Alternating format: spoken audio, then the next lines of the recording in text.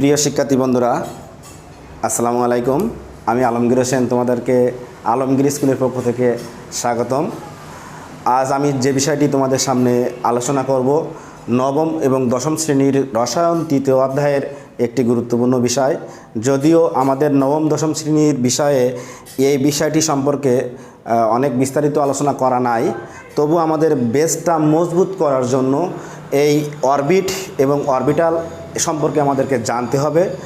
যতটুকু জানলে আমাদের নবম দশম শ্রেণীর পাঠ্যপুস্তক বইটা সম্পন্ন হবে বা আমাদের ভিতটা মজবুত হবে, আমি ততটুকু সম্পর্কে আলোচনা করব। তো বন্ধুরা, কথা না বাড়িয়ে আসো আমরা আজ আমাদের পাঠ নিয়ে আলোচনা করি। বন্ধুরা, আমরা যে ইলেকট্রন পরমাণুতে জানি যে পরমাণুতে ইলেকট্রন অবস্থান করে পরমাণুর নিউক্লিয়াসের বাইরে। এই ইলেকট্রনটা কিভাবে থাকে পরমাণুতে, কেমন প্রকারে থাকে, কেমনভাবে থাকে, তার আকৃতি কেমন, কোথায় থাকে, এইগুলো সম্পর্কে বিস্তারিত তথ্য জানার জন্য আমাদেরকে কোয়ান্টাম সংখ্যা, কোয়ান্টাম সংখ্যার অবতারণা করা হয়েছে। এই কোয়ান্টাম মেকানিজমে কোয়ান্টাম সংখ্যা মূলত আবার 4 প্রকার। এই 4 প্রকার কোয়ান্টাম সংখ্যার একটা হচ্ছে প্রধান কোয়ান্টাম সংখ্যা, একটা হচ্ছে সহকারী কোয়ান্টাম সংখ্যা, একটা হলো চুম্বক কোয়ান্টাম সংখ্যা ও আরেকটি হলো স্পিন কোয়ান্টাম সংখ্যা, যাকে এস দ্বারা প্রকাশ করা হয়। এই চুম্বক কোয়ান্টাম সংখ্যা এবং স্পিন কোয়ান্টাম সংখ্যা, এই দুইটা সংখ্যা আমরা এইচএসসি লেভেলে বিস্তারিত জানব। আমি আজ শুধুমাত্র প্রধান কোয়ান্টাম সংখ্যা এন, যেটাকে আমরা অরবিট বলি, আর সহকারী কোয়ান্টাম সংখ্যা বা অরবিটাল, যেটাকে এল দ্বারা প্রকাশ করা হয়, ছোট অক্ষরে এল। অনেকে কিন্তু এটা বড় অক্ষরে দেয়, ছোট অক্ষরে এল দ্বারা প্রকাশ করা হয়। সেটা নিয়ে আমরা আজ এসএসসি লেভেলে আলোচনা করব। সে লক্ষ্যে আমাদের প্রথমে কতগুলো আমি টপিকস বাছাই করেছি। সেই টপিকসগুলোর মধ্যে একটা হচ্ছে অরবিট, একটা হলো অরবিটাল, আর সর্বশেষ যে টপিকসটা নিয়ে আমি তোমাদেরকে বিস্তারিত বলবো সেটা হলো এন ও এল এর সম্পর্কটা কী। এন ও এল এর সম্পর্কটা কী? তো বন্ধুরা, অরবিট কী জিনিস? অরবিট বিজ্ঞানী বোরের যে পরমাণু মডেল আছে, সেই পরমাণু মডেল থেকে আমরা অরবিটের ধারণাটা পেয়েছি। বিজ্ঞানী বোর নিউক্লিয়াসকে কেন্দ্র করে যে ইলেকট্রনগুলো ঘোরে, সেই ঘূর্ণায়নটা মানে বোর একটা কক্ষপথের সাথে তুলনা করেছে। সেই কক্ষপথটা হলো বৃত্তাকার। ইলেকট্রন সমূহ যে বৃত্তাকার কক্ষপথে ঘোরে, সেই বৃত্তাকার কক্ষপথকে অরবিট বলে। এটা বিজ্ঞানী বোর আবিষ্কার করে প্রথম অরবিট। তাহলে আমরা অরবিটের সংজ্ঞাটা লিখি। ইলেকট্রন সমূহ যে বৃত্তাকার কক্ষপথে ঘূর্ণায়মান অবস্থায় থাকে বা ঘোরে, তাকে কি বলে? অরবিট বলে। তাহলে অরবিট কি জিনিস? ইলেকট্রন সমূহ যে বৃত্তাকার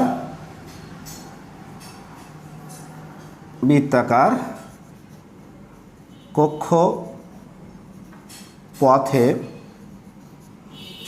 ইলেকট্রন সমূহ যে বৃত্তাকার কক্ষপথে ঘোরে, তাকে অরবিট বলে। তাকে কি বলে বন্ধুরা? অরবিট বলে। একে এন দ্বারা প্রকাশ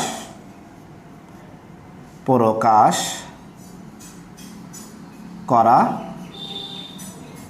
হয়। এই যে অরবিটটাকে এন দ্বারা প্রকাশ করা হয়। একে আবার কিন্তু প্রধান কোয়ান্টাম সংখ্যাও বলে বা শক্তি স্তরও বলে, প্রধান শক্তি স্তরও বলে বা শুধু শক্তি স্তরও বলে। এখানে এন এর মান কিন্তু 1 থেকে শুরু হয়ে ইত্যাদি হতে পারে, 1 2 3 4 ... ইত্যাদি,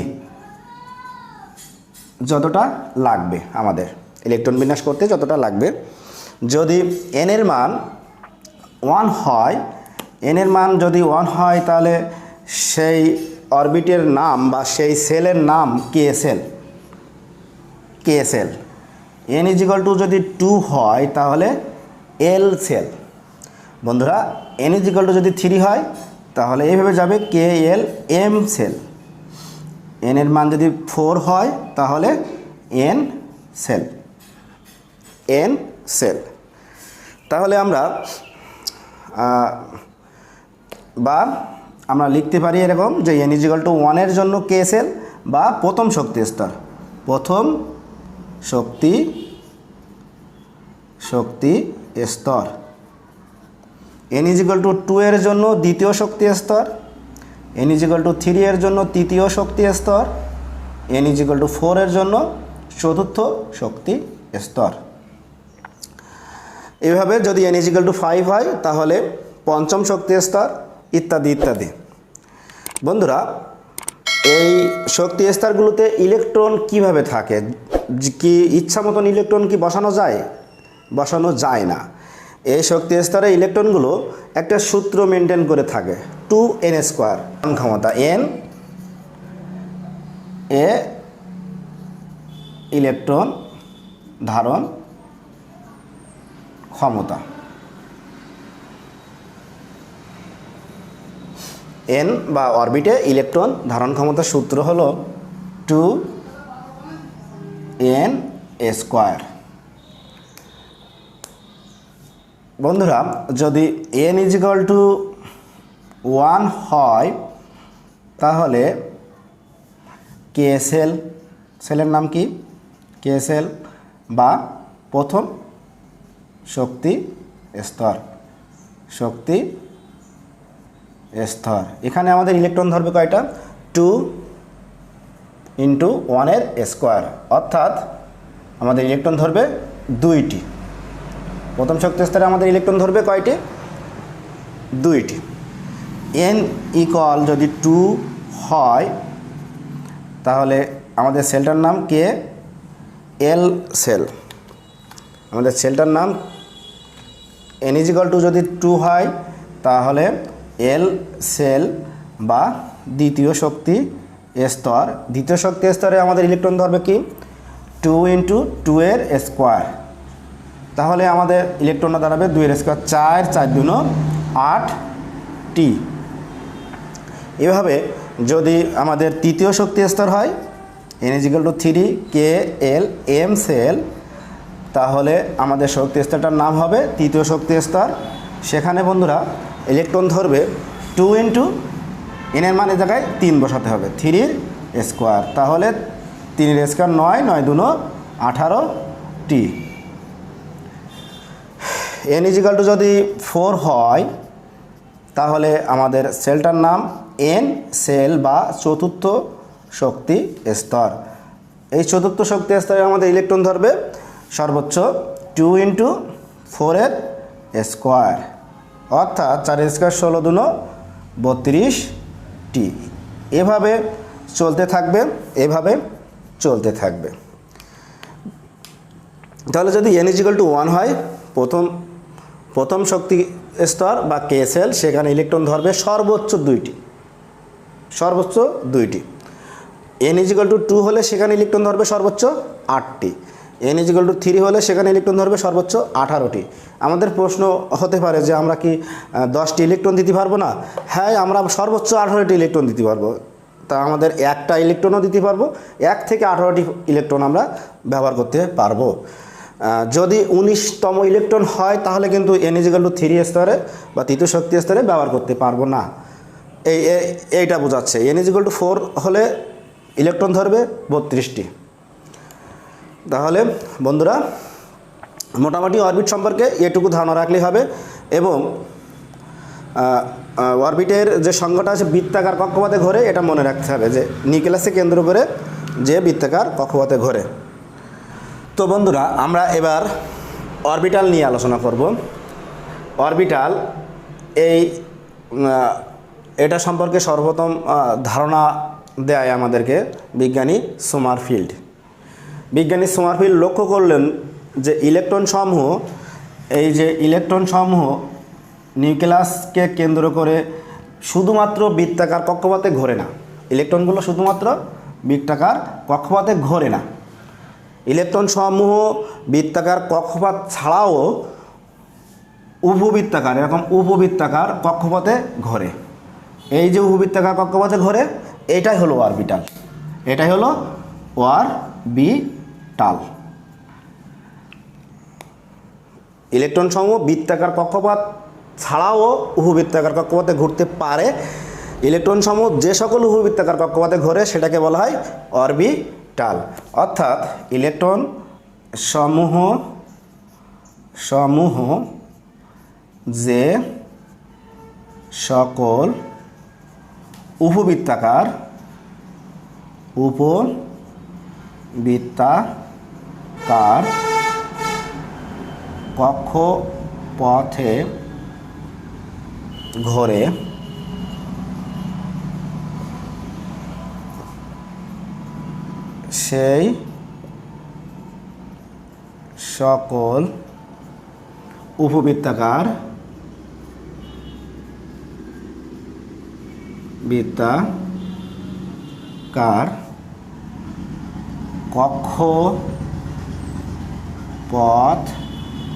কক্ষপথকে অরবিটাল বা সহকারী কোয়ান্টাম নাম্বার বলে। তাহলে ইলেকট্রন সমূহ যে সকল উপবৃত্তাকার কক্ষপথে ঘোরে সেই সকল উপবৃত্তাকার কক্ষপথকে অরবিটাল বা সহকারী কোয়ান্টাম সংখ্যা বলে। এই অরবিটালকে এল দ্বারা প্রকাশ করা হয়। কি দ্বারা প্রকাশ করা হয়? অরবিটাল সমূহকে এল দ্বারা প্রকাশ করা হয়। এল দ্বারা প্রকাশ করা হয়। অর্থাৎ বন্ধুরা মানে ইলেকট্রনের সবচেয়ে সম্ভাব্য অঞ্চলকে বলা হয় অরবিটাল। একটা ইলেকট্রন এই যে নিউক্লিয়াসকে কেন্দ্র করে ইলেকট্রনটা ঘুরতেছে, এখন এই ঘোরার ফলে যে উপবৃত্তাকার কক্ষপথ রচনা হচ্ছে সেই উপবৃত্তাকার কক্ষপথে কিন্তু ইলেকট্রন মেঘের ঘনত্ব অনেক বেশি, ইলেকট্রনের পাওয়ার সম্ভাবনা অনেক বেশি। এ লক্ষ্যে আমি একটা গল্প বলি তোমাদেরকে। তোমাদের স্কুলের গণিত শিক্ষক তোমাকে বলছে যে রহিম কোথায়, তোমার কাছে জিজ্ঞাসা করছিস রহিম কোথায় আছে, তুমি বলেছো যে রহিম বাড়িতে আছে। আর তোমার আর একটা বন্ধু রহিম সম্পর্কে বলছে যে স্যার আমি এই কেবলই দেখে আসলাম যে রহিম বাড়িতে নাই, ওর আব্বুর সাথে পুকুরে মাছ ধরছে। তাহলে দেখো এখানে পুকুরে মাছ ধরছে রহিম, এটাও কিন্তু বাড়ির একটা অংশ। তুমি কিন্তু ভুল বলো নাই, তুমি কিন্তু ভুল বলো নাই, তুমি বলেছো কি যে রহিম বাড়িতে আছে। আর তোমার আর একটা বন্ধু বলছে যে রহিম বাড়িতে না, রহিম এখন তার আব্বুর সাথে পুকুরে মাছ ধরছে। তাহলে সবচেয়ে সম্ভাব্য অঞ্চল কোনটা? পুকুরে মাছ ধরাটা। তাহলে তোমারটা হলো অরবিট, অর্থাৎ বাড়িতে আছে। আর তার চেয়ে যদি সম্ভাব্য কোনো অঞ্চল বোঝায় তাহলে সেই অঞ্চলটাই হবে অরবিটাল। তো বন্ধুরা তোমরা বুঝতে পেরেছো, আমি আশা করি তোমরা মোটামুটি ক্লিয়ার হয়েছো যে অরবিটালটা হলো ইলেকট্রন মেঘের সবচেয়ে ত্রিমাত্রিক দিক স্থিতি অনুসারে সবচেয়ে সম্ভাব্য অঞ্চলটাই হলো অরবিটাল। যে ইলেকট্রন বৃত্তাকার কক্ষপথে ঘোরে শুধু তাই নয়, বৃত্তাকার কক্ষপথে ঘোরার সময় ইলেকট্রনের মধ্যে বিকর্ষণ বেশি হয়। এর কারণে এদের কক্ষপথ আর বৃত্তাকার থাকে না, তখন উপবৃত্তাকার হয়ে যায়। এই যে উপবৃত্তাকার কক্ষপথে ইলেকট্রনের ঘনত্ব যে অঞ্চলটাই বেশি সেই অঞ্চলটাকে অরবিটাল বলা হচ্ছে। তাহলে বন্ধুরা এই অরবিটালটাকে এল দ্বারা প্রকাশ করা হয়। বন্ধুরা অরবিটালকে এল দ্বারা প্রকাশ করা হয়।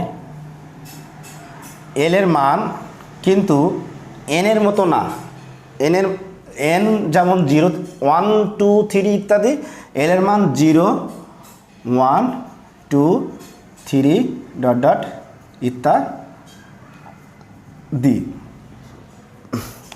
অরবিটে যেমন এন শুরু হয়েছিল 1 থেকে, আর অরবিটালে কিন্তু এল এর মানটা শুরু হচ্ছে 0 থেকে। অরবিটালে যদি এল এর মান 0 হয় তাহলে সেই অরবিটালটার নাম হলো এস অরবিটাল। যদি 1 হয় তাহলে সে অরবিটালের নাম হলো পি অরবিটাল, আর যদি 2 হয় তাহলে অরবিটালের নাম হলো ডি অরবিটাল। যদি 3 হয়, যদি 3 হয় তাহলে সে অরবিটালটার নাম এফ অরবিটাল।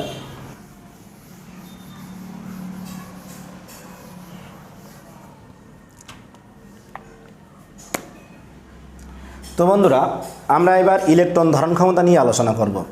ইলেকট্রন ধারণ ক্ষমতা।